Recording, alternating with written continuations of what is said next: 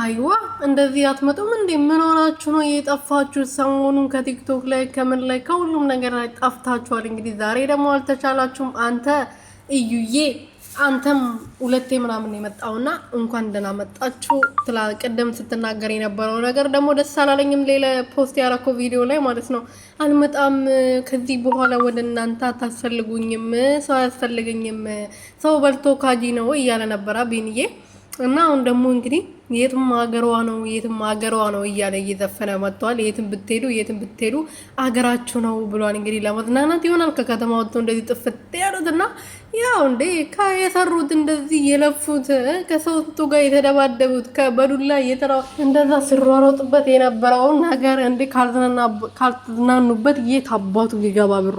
ሰላም ቤተሰብ እንዴት ናችሁ? ደህና ናችሁ? እኔ ያለው እግዚአብሔር ይመስገን። ሰላማችሁ በዚህ ትረፍረፍ ይበልልኝ።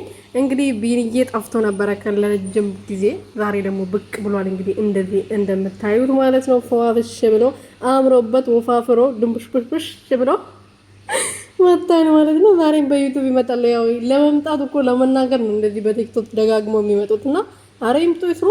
ስራ እኮ ነው የምር